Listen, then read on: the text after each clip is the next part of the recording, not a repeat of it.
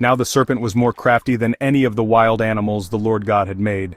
Did God really say, "You must not eat from any tree in the garden"? We may eat fruit from the trees in the garden, but God did say, "You must not eat fruit from the tree that is in the middle of the garden, and you must not touch it, or you will die."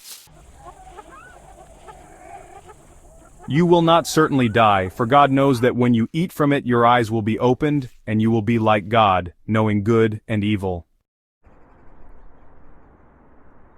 When the woman saw that the fruit of the tree was good for food and pleasing to the eye, and also desirable for gaining wisdom, she took some and ate it. Sounds of eating. She also gave some to her husband who was with her, and he ate it. Sounds of eating. Then the eyes of both of them were opened, and they realized they were naked. So they sewed fig leaves together and made coverings for themselves. Then the man and his wife heard the sound of the Lord God as he was walking in the garden in the cool of the day, and they hid from the Lord God among the trees of the garden. But the Lord God called to the man, "Where are you?" I heard you in the garden, and I was afraid because I was naked, so I hid.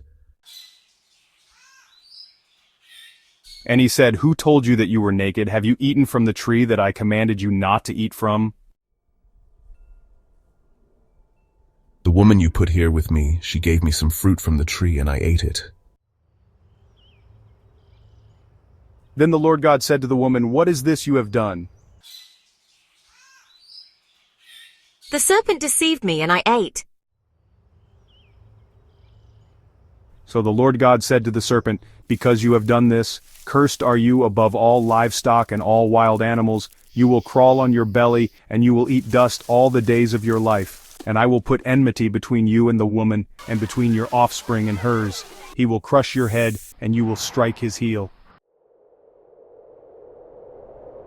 To the woman he said, "I will make your pains in childbearing very severe. With painful labor you will give birth to children. Your desire will be for your husband, and he will rule over you." To Adam he said, "Because you listened to your wife and ate fruit from the tree about which I commanded you, you must not eat from it. Cursed is the ground because of you. Through painful toil you will eat food from it all the days of your life. It will produce thorns and thistles for you, and you will eat the plants of the field. By the sweat of your brow you will eat your food until you return to the ground, since from it you were taken. For dust you are, and to dust you will return." Adam named his wife Eve because she would become the mother of all the living.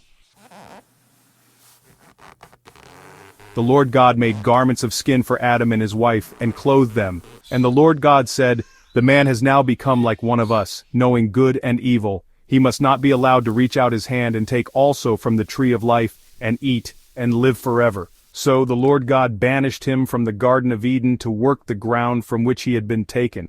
After he drove the man out, he placed on the east side of the Garden of Eden cherubim, and a flaming sword flashing back and forth to guard the way to the tree of life.